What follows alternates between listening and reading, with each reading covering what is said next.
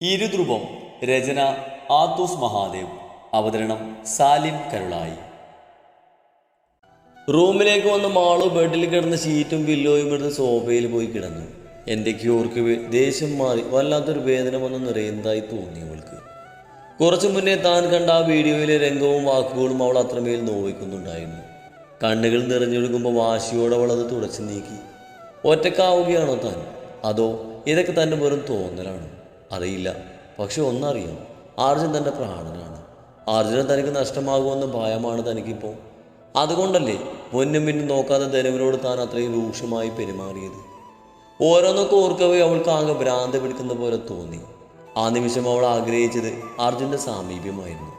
ആ മാറിൽ ചായാൻ, തൻ്റെ മനസ്സവന് മുന്നിൽ തുറക്കാൻ, അങ്ങനെ എന്തൊക്കെയോ ആഗ്രഹിച്ചു പോയത്. കണ്ണുകൾ പ്രതീക്ഷയോടെ ഡോർ സൈഡിലേക്കൊന്ന് നോക്കുമ്പോൾ നിരാശയായിരുന്നു ഫലം. വീണ്ടും ആ കണ്ണുകൾ നിറഞ്ഞു വന്നു. എന്നാൽ പെട്ടെന്ന് ഫോണിൽ മെസ്സേജ് നോട്ടിഫിക്കേഷൻ കേൾക്കിയ മാളും മെല്ലെ എഴുന്നേറ്റ് കൈയെത്തിച്ച് ടേബിളിൻ്റെ പുറത്തിരുന്ന ഫോൺ എടുത്ത് നോക്കി. ഫസ്റ്റ് കാണുന്ന ഇപ്പോൾ വന്ന ആ മെസ്സേജ് ഓപ്പൺ ചെയ്ത് നോക്കുമ്പോൾ തൻ്റെ നെഞ്ച് പടിയുന്നതായി തോന്നി അവൾക്ക്. ധനുവിനെ നെഞ്ചോട് ചേർത്ത് അവൾ ആശ്വസിപ്പിക്കുന്നു അർജുൻ. അവളുടെ കൈകൾ അവനെ ചുറ്റി പരിഞ്ഞിട്ടുണ്ട്. ഏറെ നിമിഷങ്ങൾ മാളുവിൻ്റെ കണ്ണുകൾ അവരിൽ തന്നെ തറഞ്ഞു നിന്നു. മാളുവിൻ്റെ ചുണ്ടിൻ്റെ കോണിൽ ഒരു പൂച്ചച്ചിരി വിരിഞ്ഞു. അതോടൊപ്പം കണ്ണുകൾ നിറഞ്ഞൊഴുകി. ഇപ്പം എങ്ങനെയുണ്ട് അങ്കിൾ? വർഷം ഒരു വാക്ക് പറഞ്ഞാ അത് പറഞ്ഞതാണ്. മാളവിക എന്ന നമ്മുടെ കണ്ണിലെ കരട് ഈ വീട് വിട്ടിറങ്ങാൻ ഞാൻ അവൾക്ക് കൊടുത്ത് 2 മാസമൊന്നും വേണ്ട. അതിനു മുന്നേ അവളായി തന്നെ ഒഴിഞ്ഞു പൊക്കോളും. അതിന് വേണ്ടുന്ന ഗെയിമാ ഞാനിപ്പോൾ കളിക്കുന്നത്. ഇതിൽ മാളവിക വീഴും, ഇല്ലെങ്കിൽ വീഴ്ത്തും ഞാൻ. അതും പറഞ്ഞ് വർഷയുടെ ചിരി അവിടെ ഉയരുമ്പോൾ റാമും ആനന്ദിക്കുന്നുണ്ടായിരുന്നു അവളുടെ വാക്കുകൾക്ക് മുന്നിൽ. ഇതിനിടയിൽ ധനുശ്രീയെ നീ മറന്നു കളയരുത്. നമ്മുടെ ഒരു ശ്രദ്ധ എപ്പോഴും അവൾക്ക് മേൽ ഉണ്ടാവണം. കൂടെ എന്ന് ചതിക്കാൻ ശ്രമിക്കുന്ന ആ മോളെ മാത്രമല്ല, ഇപ്പോഴും കഥയിലേക്ക് വരാതെ അണിയറയിൽ തന്നെ കച്ച കെട്ടിയിരിക്കുന്ന അവളുടെ കുടുംബത്തെയും എന്നേക്കുമായി തകർക്കണം എനിക്ക്. ഇല്ലെങ്കിൽ അവളുടെ തന്ത എനിക്കും മാനന്ദനും ഒരു ഭീഷണി തന്നെയാണ്. അറിയാം അങ്കിൾ. അങ്കിൾ ഒന്നുകൊണ്ടും ടെൻഷൻ ആവേണ്ട. വേണ്ടതൊക്കെ ഞാൻ ചെയ്തോളാം. ഒരു സപ്പോർട്ടായിട്ട് അങ്കിൾ കൂടെ ഉണ്ടായാൽ മാത്രം മതി. അത് കേൾക്കെ റാം അവളെ ചേർത്ത് പിടിച്ചു. എന്നാൽ ആ നേരമാണ് രാഗി റൂമിൻ്റെ ഡോറ് തുറന്ന് അകത്തേക്ക് വന്നത്. മുന്നിൽ നിൽക്കുന്ന വർഷയെ കണ്ട് അവിടെ മുഖം തിരുണ്ടു. എന്നാൽ okay uncle, good night. Good night മോളെ. വർഷ റൂമിൽ നിന്ന് പുറത്തേക്ക് ഇറങ്ങി പോയതും രാഗി ഡോറ് വലിച്ചടച്ചുകൊണ്ട് റാമിനൊന്നും നോക്കുപോലും ചെയ്യാതെ ബെഡിൽ പോയി തിരിഞ്ഞു കിടന്നു. നിമിഷങ്ങൾ പിന്നിടുമ്പോൾ ലൈറ്റ് ഓഫാകുന്നതും റാം തനിക്കരികിലായി വന്നു കിടക്കുന്നതും അവരറിയുന്നുണ്ടായിരുന്നു. അവളോടൊപ്പം കൂടി എൻ്റെ മകൻ്റെ ജീവിതം നശിപ്പിക്കാനാണോ റാമിൻ്റെ തീരുമാനം? തൻ്റെ ആ ചോദ്യം കേട്ടിട്ടും കേൾക്കാത്ത പോലെ കിടക്കുന്ന റാമിനെ നിർവികാരത്തോട് അവനൊന്ന് നോക്കി. ശേഷം നിറകണ്ണിലൂടെ മെല്ലെ തിരിഞ്ഞു കിടന്നു. എന്തിനാ ഈശ്വര നീ എനിക്കിങ്ങനെ ഒരു ജീവിതം തന്നത്? സ്വന്തം ആവശ്യങ്ങൾക്ക് വേണ്ടി മാത്രം സ്നേഹിക്കുന്നൊരു ഭർത്താവ്. കഴുത്തിലൂടെ ഒഴുകിയിറങ്ങുന്ന കണ്ണുനീരിന് പുറമെ അവരുടെ നെഞ്ചും വീങ്ങുന്നുണ്ടായിരുന്നു. എന്നാൽ ആ നിമിഷം തന്നെ അവളുടെ അരയിലൂടെ അയാളുടെ ബലിഷ്ഠമായ കൈ ചുറ്റി വരിഞ്ഞു മുറുകി അവരയാളിലേക്ക് ചേർത്തു. എതിർപ്പേതും കാണിക്കാതെ അവരയാൾക്ക് വിധേയപ്പെട്ട് കിടക്കുമ്പോൾ എന്നത്തെയും പോലെ കണ്ണുനീരുണങ്ങി ആ രാവ് മാത്രമായിരുന്നു അവർക്കത്. കണ്ണുകൾക്ക് അനുഭവപ്പെട്ട അസഖ്യമായ വേദനയിൽ മാള് തൻ്റെ മിഴികൾ മെല്ലെ തുറക്കാൻ ശ്രമിച്ചു. തലേന്നത്തേതിൻ്റെ ബാക്കി പത്രമായ അവളുടെ കണ്ണുകൾ നന്നേ വീർത്തിരുന്നു. മുകളിലെ വാളിലേക്ക് കുറച്ച് നിമിഷം നോക്കിക്കിടന്ന് അവൾ പെട്ടെന്നെന്തോ ഓർത്ത പോലെ മുഖം ചരിച്ച് നോക്കി. ഒരു വേള അവളുടെ കണ്ണുകളൊന്ന് വിടർന്നു. പ്രതീക്ഷിച്ച പോലെ താനിപ്പോൾ ബെഡിലാണ്. തന്നെ ചേർത്ത് പിടിച്ച് അർജുനു. എന്നാൽ തലേന്നുണ്ടായ ഓരോ കാര്യങ്ങളും ഉള്ളിൽ തെളിയുമ്പോൾ അത്രയും നേരം അവളുടെ ചുണ്ടിലുണ്ടായിരുന്ന പുഞ്ചിരി മുങ്ങി. തന്നെ ചുറ്റി പിടിച്ചിരിക്കുന്ന അവൻ്റെ കൈകളെ എടുത്തു മാറ്റി മാളും മെല്ലെ എഴുന്നേൽക്കാൻ ഒരുങ്ങിയതും അത്രയും നേരം കണ്ണുകളടിച്ച് കിടന്ന അർജുൻ കണ്ണുകൾ തുറന്ന് അവളുടെ കയ്യിൽ പിടിച്ച് വലിച്ച് ബെഡിലേക്ക് ഇട്ടു. മേഡം എങ്ങോട്ടാ ഇത്ര തിടുക്കപ്പെട്ട് ഓടുന്നത്? അവൾക്ക് മുകളിലായി ഇരു കൈകളും കുത്തി കിടക്കുമ്പോൾ മാളവനെ രൂക്ഷമായി നോക്കി. ഞാൻ എങ്ങോട്ട് പോയാലും അർജുൻ സാറിന് എന്താ? സാറിന് വേണ്ടപ്പെട്ടവരൊക്കെ അടുത്ത റൂമിലുണ്ട്. വേഗം പോയിക്കോ. പോയിരുന്ന് കെട്ടിപ്പിടിച്ച് ആശ്വസിപ്പിക്കുന്നിട്ട് എന്നെ വിട്ടേക്ക്. Wow, it's a nice idea. But Malavika, ഇവിടെ ഇല്ലാത്ത ഒരാളെ ഞാൻ എങ്ങനെയാണ് ആശ്വസിപ്പിക്കേണ്ടത്? ഇരുപുരുകവും മേലേക്ക് ഉയർത്തിക്കൊണ്ട് അവൻ ചോദിക്കുമ്പോൾ മാള് കണ്ണു പിടിച്ച് അവനെ നോക്കി. ശ്രീ പോയി, ഇന്നലെ നൈറ്റ് തന്നെ. ഒരു വേള മാളൊന്ന് ഞെട്ടി. പോയോ? എങ്ങോട്ട്? അവൾ അവനോട് ചോദിച്ചു പോയി. നമുക്കിടയ്ക്ക് മൂന്നാമതൊരാൾ കടന്നു വരുന്നത് എൻ്റെ വൈഫിന് ഇഷ്ടമല്ലാത്ത സ്ഥിതിക്ക് അത് ഒഴിവാക്കേണ്ടത് ഞാനല്ലേ? പാറിപ്പറന്ന് കിടക്കുന്ന അവളുടെ മുടിയിഴകൾ മെല്ലെ മാടിയൊതുക്കിക്കൊണ്ട് അവൻ പറയുമ്പോൾ മാളവൻ അത്ഭുതത്തോടെ നോക്കി. Are you happy my wifey? Malu വല്ലായ്മയോടെ അവനൊന്ന് നോക്കിക്കൊണ്ട് മെല്ലെ എഴുന്നേൽക്കാൻ ശ്രമിക്കുമ്പോൾ അർജുൻ തൻ്റെ ശരീരം അവളിലേക്ക് അമർത്തിക്കൊണ്ട് വീണ്ടും അവളെ ബെഡിലേക്ക് തന്നെ കിടത്തി. മാളൊന്ന് വിറച്ചുകൊണ്ട് പിടപ്പോടെ പായനും മിഴികൾ ഉയർത്തി അവനൊന്ന് നോക്കി. ആ നിമിഷം അവൻ്റെ കണ്ണുകൾ പോലും വല്ലാതെ തിളങ്ങുന്നതായി തോന്നി അവൾക്ക്. ചുണ്ടിൽ ആരെയും മയക്കാൻ കെൽപ്പുള്ള വശ്യപുഞ്ചിരിയും. ഞാൻ ഓൾറെഡി പറഞ്ഞില്ലേ മാളവിക, ഒന്നിനു വേണ്ടിയും അർജുനിന് നിന്നെ വേണ്ടെന്ന് വെക്കില്ലെന്ന്. എൻ്റെ ആ വാക്കിന് ഈ നിമിഷം വരെ ഒരു മാറ്റവും വന്നിട്ടില്ല, ഇനി വരാനും പോകുന്നില്ല. പിന്നെ ശ്രീ, അവൾക്ക് ചില സാഹചര്യങ്ങളിൽ എൻ്റെ ഹെൽപ്പ് കൂടിയേ തീരൂ എന്ന് കരുതി ഞങ്ങൾ ആ പഴയ ബന്ധം റീഓപ്പൺ ചെയ്യുന്നു എന്നല്ല അർത്ഥം. ഐ നോ, എനിക്ക് നിന്നെ മനസ്സിലാകും. എന്നോടുള്ള സ്നേഹം കൊണ്ടാ നീ ഈ രീതിയിൽ പെരുമാറുന്നത് എനിക്ക് മനസ്സിലാവുന്നതേ ഉള്ളൂ. പക്ഷേ മാളവിക, നമുക്കിടയിൽ ഒരിക്കലും ശ്രീ കടന്നു വരില്ല. I promise U. അതുകൊണ്ട് ആവശ്യമില്ലാത്തതൊന്നും ഈ കുഞ്ഞു തലയിലേക്ക് വലിച്ചു കയറ്റാൻ നിൽക്കണ്ട. ഞാനായിട്ട് ഒരിക്കലും നിന്നെ വിട്ടു പോകില്ല. ലൈഫ് ലോങ് എനിക്ക് നിന്നെ വേണം. അവളിൽ തന്നെ മിഴികൾ ഉറപ്പിച്ച് അവനത് പറഞ്ഞ് അവസാനിപ്പിക്കുന്നതിനൊപ്പം മുഖം താഴ്ത്തി അവളുടെ ചുണ്ടിൽ ഓർമ്മയായൊന്ന് മുത്തിമാറി. മാള് തൻ്റെ കണ്ണുകൾ അമർത്തി അടിച്ച് തുറന്നു. ശേഷം അർജുൻ മെല്ലെ അവളിൽ നിന്ന് അകന്നു മാറി എഴുന്നേറ്റു. നാളെ മുതൽ ഞാനല്പം ബിസിയായിരിക്കും മാളവിക. എൻ്റെ ഷൂട്ടിംഗ് വീണ്ടും സ്റ്റാർട്ട് ചെയ്യുകയാണ്. സോ പോകുന്നതും വരുന്നതൊക്കെ മുന്നേ പ്രെഡിക്റ്റ് ചെയ്ത് പറയാനൊന്നും പറ്റില്ല. ഇനി അതിന് പരിഭവമൊന്നും തോന്നല്ലേ? അവനത് കളിയാക്കും പോലെ പറഞ്ഞതും മാളവനെ കൂർപ്പിച്ച് നോക്കി. ശേഷം എഴുന്നേറ്റ് ഫ്രഷാക്കാനായി കയറി. മാള് ഫ്രഷായി പുറത്തേക്ക് ഇറങ്ങുമ്പോൾ കാണുന്നത് ഓപ്പൺ പ്ലേസിൽ ഇരുന്ന് ആരോടോ ഫോണിൽ കാര്യമായി സംസാരിക്കുന്ന വർഷയാണ്. ഒരു നിമിഷം എന്തോന്ന് ആലോചിച്ച ശേഷം അവൾ മെല്ലെ വർഷക്കരികിലേക്ക് നടന്നു. എപ്പോഴും നിങ്ങളുടെ ഒരു ശ്രദ്ധ അവൾക്ക് മേലുണ്ടാവണം. സംശയാസ്പദമായി എന്തെങ്കിലും കണ്ട എന്നെ അപ്പം തന്നെ വിവരം അറിയിക്കണം. പിന്നെ അത്രയും പറഞ്ഞൊന്ന് തിരിഞ്ഞ വർഷ കാണുന്നത് മുന്നിൽ നിൽക്കുന്ന മാളവനെയാണ്. പെട്ടെന്ന് മാളവനെ മുന്നിൽ കണ്ട് അവളൊന്ന് പതറി. എന്നിരുന്നാലും മുഖത്തത് വരാതിരിക്കാൻ ശ്രമിച്ചുകൊണ്ട് അവൾ വേഗം കോള് കട്ട് ചെയ്തു. എന്താടി? വർഷ അവൾക്ക് നേരെ രൂക്ഷമായി ചോദിച്ചു. ഏയ് ഒന്നുമില്ല, ഞാൻ നിന്നോടൊരു താങ്ക്സ് പറയാൻ വന്നതാ. മാള് കൂളായി തന്നെ പറഞ്ഞു. താങ്ക്സോ?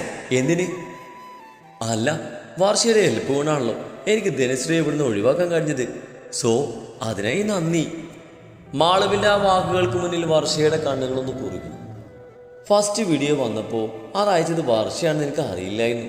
പിന്നെ രാത്രി അയച്ച ഫോട്ടോ കണ്ടാണ് അതിൻ്റെ ഉറവിടം പിടികിട്ടിയത്. എന്തായാലും ഒത്തിരി താങ്ക്സ്, എൻ്റെ ലൈഫിൽ വലിയൊരു കരട് മാറ്റി തന്നതിന്. അതിന് പൂച്ചത്തോടെ നിന്ന് ചുണ്ടുകൂട്ടി വർഷ. ഇനിയും ഇതുപോലുള്ള ചീപ്പ് ഷോ നിന്നിൽ നിന്ന് ഞാൻ പ്രതീക്ഷിക്കുന്നു വർഷ മേഡം. കാരണം ഇതുപോലെ അധപ്പതിക്കാൻ നിനക്ക് മാത്രമേ പറ്റൂ. മോളെ മാളവികെ, നിന്റെ മുഖത്ത് നീ എന്തൊക്കെയോ ആണെന്നുള്ളൊരു അഹങ്കാര ഭാവമുണ്ടല്ലോ. അത് അവസാന നിമിഷം വരെ എനിക്ക് കാണണം. പകുതിക്ക് വെച്ച് തളർന്നു പോവരുത് നീ. വർഷയുടെ മുഖം വല്ലാതെ മുറുകുന്നുണ്ടായിരുന്നു. അതോടൊപ്പം മാളവിനോടുള്ള പുച്ഛവും. പിന്നെ എന്താ മേഡം, നമുക്ക് കാണാന്നേ. അത് പറഞ്ഞൊരു ചിരിയോടെ നടന്നു പോകുന്ന മാളുവിനെ വർഷം ഒരു പകയോടെ നോക്കി നിന്നു. ശ്രീധേട്ടൻ എന്താ ഒന്നും പറയാത്തത്? തീരുമാനം എന്തായാലും നമുക്ക് അവരെ അറിയിക്കണ്ടേ? ഇതിപ്പോൾ ഇതേ കാര്യം പറഞ്ഞ് 4ാമത്തെ തവണയാണ് അവർ വിളിക്കുന്നത്. ഇനിയും ഓരോന്ന് പറഞ്ഞ് മുഷിപ്പിക്കാതെ എന്താ തീരുമാനം എന്ന് വെച്ചാൽ അതവരങ്ങ് അറിയിക്കുന്നതല്ലേ നല്ലത്. നിശബ്ദത നിറഞ്ഞു നിന്ന ആ ഹാളിൽ ആദ്യം ഉയർന്നത് സിന്ധുവിൻ്റെ ശബ്ദമായിരുന്നു. എന്നാൽ ശ്രീധരൻ എപ്പോഴും അവിടുത്തെ കൂട്ടുപിടിച്ച് ഒരേ ഇരിപ്പായിരുന്നു. ഞാൻ പറയുന്ന ഇട കേൾക്കുന്നില്ലെന്നുണ്ടോ? അല്പം നീരസം നിറഞ്ഞു നിന്നിരുന്നു അവരുടെ വാക്കുകളിൽ. ഞാനിപ്പോൾ എന്താ സിന്ധു വേണ്ടത്? പെട്ടെന്ന് ഇടിച്ചിട്ടാടി തീരുമാനമെടുക്കാനുള്ള കാര്യമാണോ ഇത്? നമ്മുടെ മകളുടെ വിവാഹക്കാര്യല്ലേ, അവളുടെ സമ്മതം ചോദിക്കണം. അതുപോലെ മാളുവിനെയും അർജുമോനെയും വിളിച്ച് അവരുടെ അഭിപ്രായം ചോദിക്കണം.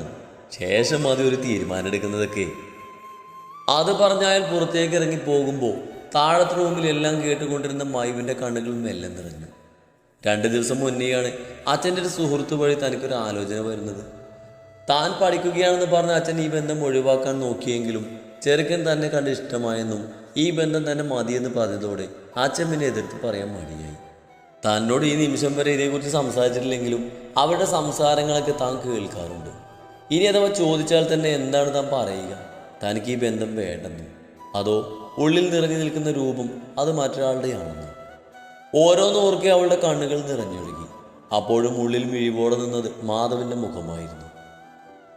അതെ, നീ കുറെ നേരമായാലും ഈ ഭക്ഷണത്തിൽ വിരലിട്ട് ഇങ്ങനെ ഇളക്കി ഇളക്കി ഇരിക്കാൻ തുടങ്ങിയിട്ട്. ഒന്നെങ്കിൽ കഴിച്ചിട്ട് എണീറ്റ് പോകാൻ നോക്ക്. ഇല്ല, ഇനി എന്തെങ്കിലും പറയാനുണ്ടെങ്കിൽ അത് പറയേ. ഇത് പിന്നെ കുറെ നേരമായി ഇത് തുടങ്ങിയിട്ട്. എന്തോ ആലോചിച്ചിരുന്ന മാധവന്റെ നേർക്ക് അമ്മ വന്ദനയുടെ ശബ്ദം ഉയരുമ്പോൾ അവനൊരു ഞെട്ടിലൂടെ അവർ നോക്കി. തന്നെ കയ്യും കെട്ടി നോക്കിയിരിക്കുന്ന അച്ഛനെയും അമ്മയെയും കണ്ട് അവനൊന്ന് ഇളിച്ച് കാണിച്ചു. ദേ ചെക്ക, നിന്ന് കിന്നരിക്കാതെ എന്താ പറയണമെന്ന് വെച്ചാൽ പറയേ. ഇന്നോ ഇന്നലെ അല്ലല്ലോ നിന്നെ ഞങ്ങൾ കാണാൻ തുടങ്ങിയത്. വീണ്ടും വന്ദനയുടെ ശബ്ദം തന്നെയാണ് അവനെ തേടി വന്നത്. അതോടവർക്ക് മുന്നിൽ തൻ്റെ മനസ്സ് തുറക്കാനായി മാധവ് ഒരു ദീർഘശ്വാസം എടുത്തു വിട്ടു. അച്ഛാ, അമ്മ, കൂടുതൽ ഡെക്കറേഷനൊന്നും വരാതെ ഞാൻ കാര്യം പറയാം. എനിക്കൊരു കുട്ടിയെ ഇഷ്ടമാണ്. അവളെ വിവാഹം കഴിക്കാൻ ആഗ്രഹമുണ്ട്. നിങ്ങൾ രണ്ടാളും ഈ കാര്യത്തിൽ എൻ്റെ കൂടെ നിൽക്കണം. അവരിവരുടെയും മുഖത്തേക്ക് മാറി മാറി നോക്കിക്കൊണ്ട് അവൻ പറയുമ്പോൾ ചന്ദ്രൻ്റെ മുഖത്ത് ഞാൻ പ്രതീക്ഷിച്ചതാണെന്ന ഭാവമാണെങ്കിൽ വന്ദന അവനൊന്ന് രൂക്ഷമായി നോക്കി. ഏതാ ആ പെണ്ണ്? ഇവിടെ എവിടെയെങ്കിലും ഉള്ളതാണോ? അതോ നിന്റെ ഫ്രണ്ട്സ് ആരെങ്കിലും? അവരൊരു സംശയത്തോടെ ചോദിച്ചു. പറഞ്ഞാൽ നിങ്ങളറിയൂ, മാളവികയുടെ അനിയത്തിയാണ് മയോമി. മാധവ് തൻ്റെ അമ്മയിൽ നിന്ന് കണ്ണുകൾ മാറ്റിക്കൊണ്ട് പറയുമ്പോൾ അവരൊരു ഞെട്ടിലൂടെ തൻ്റെ ഭർത്താവിനെ നോക്കി. ഇത് നടക്കില്ല മാധവ്, എനിക്ക് ഇഷ്ടമല്ല. ആ കുട്ടിക്ക് സംസാരിക്കാൻ കഴിയില്ലെന്നല്ലേ നീ പറഞ്ഞിട്ടുള്ളത്? അങ്ങനെ ഒരുവളല്ല എൻ്റെ മരുമകൾ സ്ഥാനത്തേക്ക് വരാനുള്ളത്. എനിക്കുണ്ട് എൻ്റെ മകൻ്റെ പെണ്ണിനെ കുറിച്ച് അധിക സ്വപ്നങ്ങൾ. അതൊക്കെ തല്ലിക്കെട്ടാൻ ഞാൻ സമ്മതിക്കില്ല. നീയായിട്ട് ഈ ആഗ്രഹം നിന്റെ മനസ്സിൽ നിന്ന് എടുത്തു മാറ്റിക്കോ. ഉറച്ച ശബ്ദത്തിൽ ദേഷ്യത്തോട് അത്രയും പറഞ്ഞുകൊണ്ട് അവരകത്തേക്ക് കടക്കുമ്പോൾ മാധവ് ദയനീയമായി തൻ്റെ അച്ഛനെ ഒന്ന് നോക്കി. എന്നാൽ അയാളിൽ മൗനമായിരുന്നു.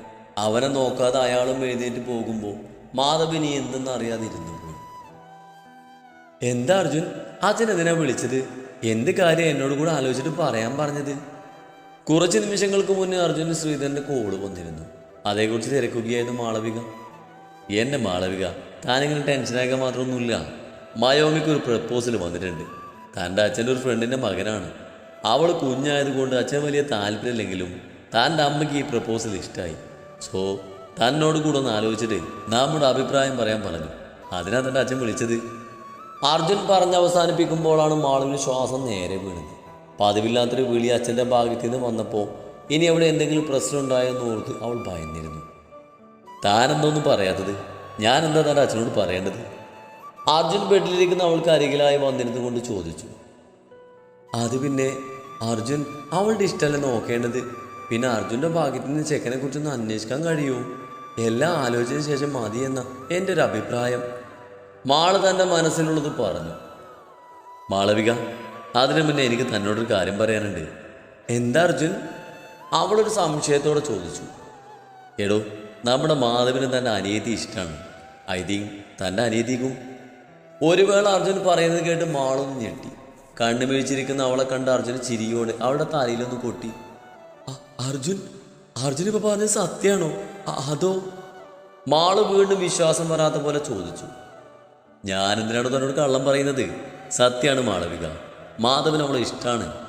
താൻ തൻ്റെ അച്ഛനോടൊന്ന് സംസാരിക്കും ഇതേപ്പറ്റി. പക്ഷെ അർജുൻ, ഞാൻ സംസാരിക്കുന്നതിനേക്കാൾ നല്ലത് അവർ വീട്ടുകാരുമായി വന്ന് സംസാരിക്കുന്നതല്ലേ? അതാകുമ്പോൾ അച്ഛനൊരു ഉറപ്പാകുമല്ലോ. അവർക്ക് മുന്നിൽ വെച്ച് എതിർത്ത് പറയാനും ചാൻസ് ഇല്ല. അത് കേട്ട് അർജുനൊന്ന് ആലോചിച്ചു. ഓക്കെ, ഞാൻ അവനോട് പറയാം. അവനിതേക്കുറിച്ച് വീട്ടിൽ സംസാരിച്ചൊന്നും അറിയില്ല. അതിനവളൊന്ന് മൂളി. രാത്രി ഫ്രഷായി ഇറങ്ങിയ ദക്ഷ കാണുന്നത് തന്നെയും വെയിറ്റ് ചെയ്തിരിക്കുന്ന ആരവിനെയാണ്. അവനെ കണ്ടിട്ടും അവൾ കാണാത്തതുപോലെ മുടിവനും വാരിക്കെട്ടി വെച്ച ശേഷം മെല്ലെ വന്ന് ബെഡിൻ്റെ മറു സൈഡിലേക്ക് ഇരുന്നു. ദക്ഷ. ബെഡിലേക്ക് കിടക്കാനൊരുങ്ങി അവൾ അവൻ്റെ വിളി കേട്ട് മുഖമൊഴുത്തൊന്ന് നോക്കി. എനിക്ക് തന്നോടൊന്ന് സംസാരിക്കണം. സോറി, എനിക്ക് നല്ല ഉറക്കം വരുന്നുണ്ട്. ഒട്ടും താല്പര്യമില്ലാത്ത രീതിയിൽ അത്രയും പറഞ്ഞുകൊണ്ട് അവൾ വീണ്ടും ബെഡിലേക്ക് കിടക്കാനായി ഒരുങ്ങി. ദക്ഷ പ്ലീസ്, നീ എന്തിനാ എന്നെ എങ്ങനെ ശിക്ഷിക്കുന്നത്? ഐ നോ, എനിക്കൊരു തെറ്റുപറ്റി പോയി, സമ്മതിക്കും ഞാനത്. പക്ഷെ എൻ്റെ അവസ്ഥ എന്താ നീ മനസ്സിലാക്കാൻ ശ്രമിക്കാത്തത്? അതോ വെറുത്തോ താൻ എന്നെ? ആ അവസാന വാചകത്തിൽ ഇടറിപ്പോയി അവൻ്റെ ശബ്ദം. അത് കേട്ട് ദക്ഷയുടെ ചുണ്ടുകളിൽ ഒരു പൂച്ചച്ചിരിയാണ് വിരിഞ്ഞത്. കഴിഞ്ഞോ? അവൾ അതേ ഭാവത്തോടെ തന്നെ അവനോട് ചോദിച്ചു. ദക്ഷ പ്ലീസ്, ഇനിയും താൻ എങ്ങനെ പരിഹസിക്കരുത്. കഴിഞ്ഞത് കഴിഞ്ഞു. ഇനിയെങ്കിലും എല്ലാം മറന്ന് എന്നോടൊപ്പം സന്തോഷത്തോടെ ജീവിച്ചുകൂടെ തനിക്ക്? അവൻ ദയനീയമായി ചോദിച്ചു. ഞാൻ എന്താ ആരവേട്ട മറക്കേണ്ടത്? അനിയത്തിക്ക് വേണ്ടി സ്നേഹിച്ച പുരുഷൻ കൈയൊഴിയാൻ നോക്കിയതാ? അതോ എൻ്റെ ഉള്ളിൽ നിങ്ങളുടെ ഒരു ജീവൻ തുടിക്കുന്നെന്ന് അറിഞ്ഞിട്ട് പോലും നിങ്ങൾ എന്നോടൊരു അനുകമ്പയും കാണിക്കാത്തതോ? ഇനി അതും അല്ലെങ്കിൽ വിവാഹത്തിന് മുന്നേ നിങ്ങൾ എൻ്റെ ഏട്ടൻ്റെ മുന്നിൽ വന്ന് എൻ്റെ ജീവിതം വെച്ച് വിലപേശിയതോ? ഇതിലേതാ ഞാൻ മറക്കേണ്ടത്? പറയ്. ഒരു കൈയാൽ തൻ്റെ ഉദരത്തെ പൊതിഞ്ഞു പിടിച്ചവൾ ഉച്ചത്തിൽ ചോദിച്ചു. കണ്ണുകൾ നിറയുന്നതിനൊപ്പം അവയിൽ ദേഷ്യവും നിറഞ്ഞാടി. നിങ്ങൾക്ക് ഒരിക്കലും എന്നോട് സ്നേഹം ആയിരുന്നില്ല ആരവേട്ട. ആയിരുന്നെങ്കിൽ ഒരു പ്രതിസന്ധിയിൽ നിങ്ങൾ എന്നെ കൈവിടില്ലായിരുന്നു. ചേർത്ത് നിർത്താൻ ശ്രമിച്ചേനെ നിങ്ങൾ. എൻ്റെ കഴുത്തിൽ കിടക്കുന്ന ഈ താലി പോലും നിവർത്തിക്കേട് കൊണ്ട് കെട്ടിയതല്ലേ നിങ്ങൾ? ദക്ഷ, നീ എന്തൊക്കെയാ മോളെ ഈ പറയുന്നത്? നീ എൻ്റെ പെണ്ണല്ലടി, ആരവിൻ്റെ പ്രാണനല്ലേ നീ? അത് കേട്ട് നിർവികാരത്തോടെ അവൾ അവനെ നോക്കി. ആരവ് അവളെ ചേർത്ത് പിടിക്കാനായി മുന്നോട്ട് വന്നതും അവൾ ഒരടി പിന്നിലേക്ക് മാറി. വേണ്ട, എന്നെ തുടരുതെന്ന് ഞാൻ പറഞ്ഞിട്ടുള്ളതല്ലേ. ഇത്രയും നാൾ നിഷേധിക്കപ്പെട്ടതൊന്നും ഇനിയും ദക്ഷയ്ക്ക് വേണ്ട. എനിക്കുണ്ട് ആരവേട്ട ആത്മാഭിമാനം. അതിനെ ഇനിയും കളങ്കപ്പെടുത്താൻ എനിക്ക് കഴിയില്ല. ഒഴുകിയിറങ്ങുന്ന കണ്ണുകൾ ഒരു കൈയാൽ അമർത്തി തുടച്ചുകൊണ്ട് അവൾ മെല്ലെ ബെഡിലേക്ക് കിടന്നു. എന്നാൽ ആരവ് അപ്പോഴും അതേ നിൽപ്പായിരുന്നു.